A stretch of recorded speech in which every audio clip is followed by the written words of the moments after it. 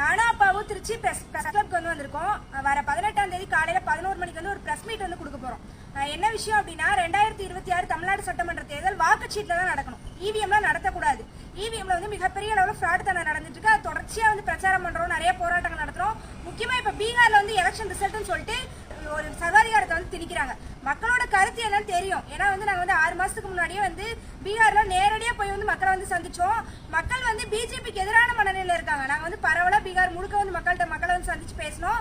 மக்கள் முழுக்க வேணாம், ஆட்சி ஒரு மாறணும். ஏன்னா நிதிஷ்குமார் தொடர்ச்சியா 20 வருஷமா ஆட்சியில இருக்கிறனால மக்கள் பயங்கரமான கோபம் ஃபுல்லா மக்கள் எதிரா இருக்காங்க. அந்த ஆட்சிக்கு மேல வேணாம் போதும் அப்படிங்கிற மனநிலையில இருக்காங்க. ஆனா திரும்பவும் மிகப்பெரிய அளவுல ஃப்ராட் தரம் பண்ணி பீகார்ல ஒரு ரிசல்ட் கொடுத்திருக்காங்க. இது நம்ம நேற்று பார்க்க முடிஞ்சு. முழுக்க சர்வாதிகாரம், மிக பெரிய அளவுல நாங்க ஃப்ராட் தரம் பண்ணுவோம், சர்வாதிகாரம் தான் பண்ணுவோம், மோசடி பண்ணுவோம். இவிஎம்ல ஏத்துக்கிட்டு தான் ஆகணும்னு சொல்லிட்டு ஒரு சர்வாதிகாரமான ஒரு ரிசல்ட் பீகார்ல கொடுத்திருக்காங்க. தொடர்ச்சியா எல்லா மாநிலங்களும் இதே மாதிரி தான் பண்ணிட்டு இருக்காங்க. அதே மாதிரி மத்தியில ஆட்சியை கைப்பற்றி வச்சிருக்கிறது இது இப்படி இவிஎம்ல ஃப்ராட் தரம் பண்ணி தான் ஆட்சியை கைப்பற்றி வச்சிருக்காங்க. தமிழ்நாட்டுல இவிஎம்ல எலெக்ஷன் நடக்குது அப்படின்னா மிகப்பெரிய அளவுல ஃப்ராட் தரம் நடக்கும். அதனால தமிழ்நாட்டுல நம்ம நடத்த அனுமதிக்க கூடாது.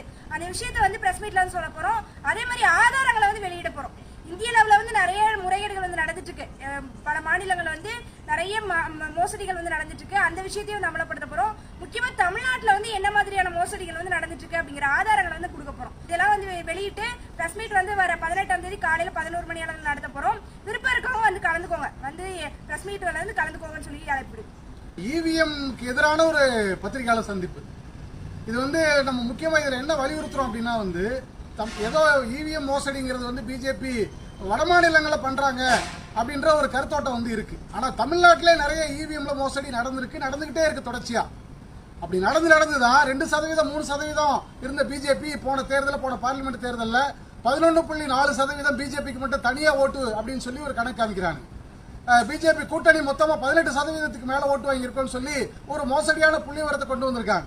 இப்படிதான் ஒவ்வொரு மாநிலத்திலே கொஞ்சம் கொஞ்சமா ஏத்தி கடைசியா நாங்க ஜெயிச்சிட்டோம் அப்படின்னு சொல்லி ஆட்சியை பிடிக்கிறது. இது கொஞ்சம் கொஞ்சமா இந்த ஒட்டா கூடாரத்துக்குள்ள நுழையக்கூடிய கதை தான் பிஜேபியோட கதை. அதனால தமிழ்நாட்டிலேயும் நிறைய முறைகேடுகள் நடந்திருக்கு. பல கட்சிகளுக்கு நாம் தமிழர், அதிமுக, காங்கிரஸ், பாட்டாளி மக்கள் கட்சி, தேமுதிக, அம்மா மக்கள் Munnetra Kazhagam, CPM, CBI, ML இப்படி பல கட்சிகளுக்கு 0 ஓட்டெல்லாம் விழுந்திருக்கு. நகர்ப்புற உள்ளாட்சி தேர்தலில் இவிஎம்ல நடந்த நகர்ப்புற உள்ளாட்சி தேர்தலில் தமிழ்நாட்டிலே 0 ஓட்டெல்லாம் விழுந்திருக்கு. அது மட்டும் இல்லாம நிறைய வேட்பாளர்களுக்கு, திமுக உட்பட பல வேட்பாளர்களுக்கு 1 ஓட்டெல்லாம் விழுந்திருக்கு. இப்படி பல்வேறு ஆதாரங்கள் இருக்கு. அந்த ஆதாரங்களை பூரா தொகுத்திருக்கோம். அந்த ஆதாரங்களை வர 18ஆம் தேதி திருச்சியில பிரஸ் கிளப்ல நடக்கக்கூடிய